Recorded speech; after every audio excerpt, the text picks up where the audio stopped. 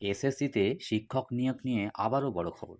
2016 সালের প্যানেল বাতিলের পর এবার কি 2012 সালের নিয়ম মেনেই শুরু হবে নতুন নিয়োগ প্রক্রিয়া?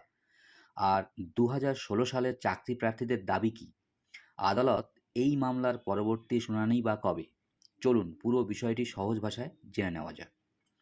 আজকের প্রতিবেদনে উঠে এসেছে 2012 সালে তৈরি নিয়ম মেনেই নতুন করে স্কুল সার্ভিস কমিশন বা এসএসসির নিয়োগ প্রক্রিয়া সম্পন্ন করার কথা ভাবছে রাজ্য। এর পিছনে রয়েছে 2016 সালের শিক্ষক নিয়োগ সংক্রান্ত বিতর্ক এবং আদালতের নির্দেশ। দুর্নীতির মামলার জেরে সুপ্রিম কোর্ট 2016 সালের সম্পূর্ণ প্যানেল বাতিল করে নতুন করে নিয়োগের নির্দেশ দিয়েছিল।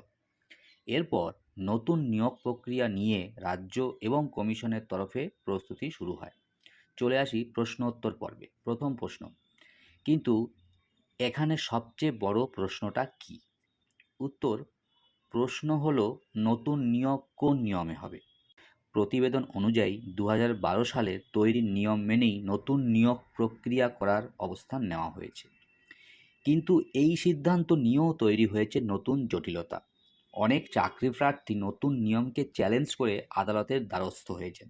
তাদের বক্তব্য, 2016 সালের নিয়োগ যদি 2016 সালের নিয়ম অনুযায়ী হওয়ার কথা ছিল, তাহলে সেই নিয়ম মেনেই নিয়োগ প্রক্রিয়া সম্পন্ন করতে হবে। অর্থাৎ একদিকে রয়েছে 2012 সালের নিয়ম মেনে নতুন নিয়োগের অবস্থান, অন্যদিকে 2016 সালের নিয়ম অনুযায়ী নিয়োগের দাবি। দ্বিতীয় প্রশ্ন, তাহলে শেষ পর্যন্ত কোন নিয়মে নিয়োগ হবে? উত্তর, এই মুহূর্তে সেটিই সবচেয়ে গুরুত্বপূর্ণ প্রশ্ন। বিষয়টি নিয়ে আদালতে শুনানি চলছে। রাজ্য এবং কমিশনকে সমন্বয়ের মাধ্যমে বিষয়টি চূড়ান্ত করার কথাও উঠে এসেছে। প্রতিবেদনে আরও উল্লেখ করা হয়েছে, এই মামলায় ওবিসি সংক্রান্ত নীতিও একটি গুরুত্বপূর্ণ বিষয়। রাজ্য এবং কমিশনকে একসঙ্গে বসে সমঝোতার ভিত্তিতে বিষয়টি চূড়ান্ত করতে হবে বলে আদালতের পর্যবেক্ষণের কথা উল্লেখ করা হয়েছে। এখন সবার নজর পরবর্তী আদালতের শুনানির দিকে। শেষ প্রশ্ন, তাহলে 2016 সালের চাকরি প্রার্থীদের ভবিষ্যৎ কী? নতুন নিয়োগ কি সত্যিই 2012 সালের নিয়মে হবে, নাকি 2016 সালের নিয়ম অনুযায়ী নিয়োগের সুযোগ তৈরি হবে? এই প্রশ্নগুলোর উত্তর অনেকটাই নির্ভর করছে আদালতের পরবর্তী নির্দেশের ওপর। প্রতিবেদনে বলা হয়েছে মামলার পরবর্তী শুনানি 21শে আগস্ট। সুতরাং ওই 21শে আগস্ট মামলার শুনানির রায়ের পরেই এসএসসির পরবর্তী আপডেট পাওয়া যাবে।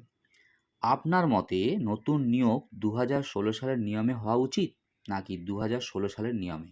আপনার মতামত অবশ্যই কমেন্ট বক্সে জানাবেন। আর ভিডিওটি যদি গুরুত্বপূর্ণ মনে হয়, লাইক ও শেয়ার করবেন।